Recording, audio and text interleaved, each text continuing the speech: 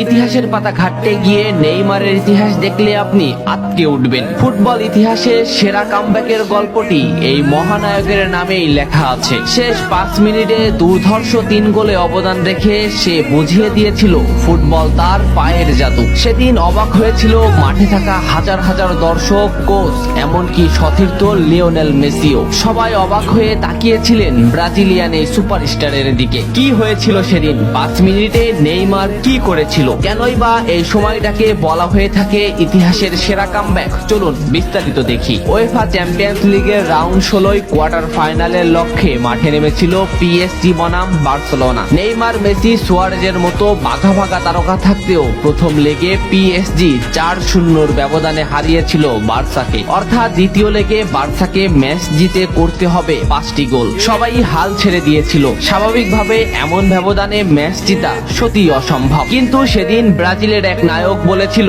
এটা সম্ভব, আমরা এটা করে দেখাবো। যেভাবেই হোক না কেন আমরা দলকে ম্যাচ জেতাতে চাই। 2017 সালের 8 মার্চ অনুষ্ঠিত হয় এই ম্যাচের দ্বিতীয় লেগ। ম্যাচের শুরু থেকেই ক্ষিপ্ততা আর দক্ষতা দেখাতে শুরু করেন নেইমার। এই ম্যাচে যেন আবির্ভাব হয় কোনো এক নতুন নেইমারের। এই নেইমারকে তো কেউ চেনে না। ম্যাচের 3 মিনিটেই লুইস সুয়ারেজ পেয়ে যায় প্রথম গোলের দেখা। এরপর নেইমারের ক্ষিপ্ততায় একের পর এক আক্রমণ সাজাতে থাকে বার্সা। এদিন যেন নেইমারকে কোনোভাবেই আটকাতে পারছিল না পিএসজি। নেইমারকে আটকাতে একের পর এক ফাউলই বেছে নিয়েছিল তারা। ম্যাচের 40 মিনিটে লেভিনের আত্মঘাতী গোলে বার্সা পায় দ্বিতীয় গোলের দেখা। ম্যাচের 50 মিনিটে ক্ষিপ্ত থাকা নেইমারকে ডি বক্সের ভিতর ফাউল করে ফেলে দেওয়া হয়। এতে বার্সা পেয়ে যায় পেনাল্টি। পেনাল্টিতে গোল করে দলকে এগিয়ে নেন লিওনেল মেসি। তবে যেমনটা ভাবছিলেন এই ম্যাচের গল্প ফুটবল বিধাতা তেমন ভাবে লেখেননি। 62 মিনিটে বার্সার কফিনে শেষ প্যারাটা পুড়ে দেন এডিনসন কাভানি। এতেই স্তব্ধ হয়ে যায় ক্যাম্প নো।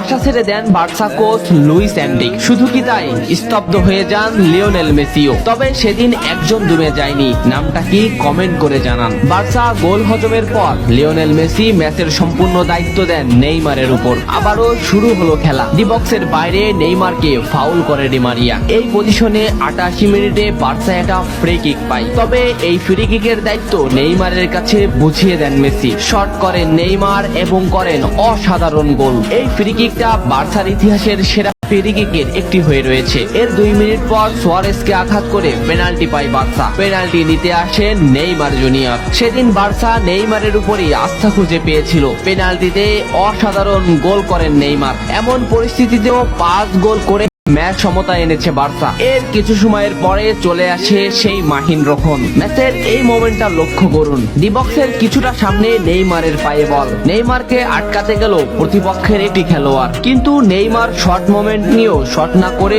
বলটি সামনে আগালেন। এই মোমেন্টটা লক্ষ্য করুন। নেইমার একবার গোলের দিকে তাকালেন।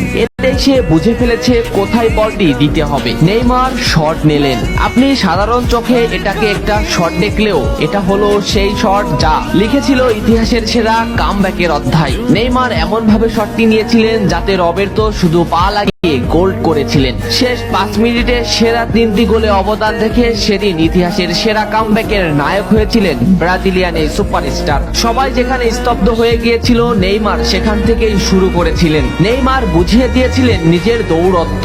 ইতিহাসের সেরা কামব্যাকটা বার্সা নেইমারকেই উৎসর্গ করেছিল। এ ম্যাচে নেইমারের পারফরমেন্স ছিল আকাশচুম্বী। মাঠে থাকা দর্শকরা শুধু নেইমারের দিকেই তাকিয়েছিলেন। নেইমার এমনই, যখন জ্বলে ওঠে তখন সব পুড়িয়ে দেয়, সব তছনছ করে ফেলে। ইতিহাসের সেরা কামব্যাকের নায়ক সেদিন পিএসজি কে হারিয়ে বার্সার সমর্থক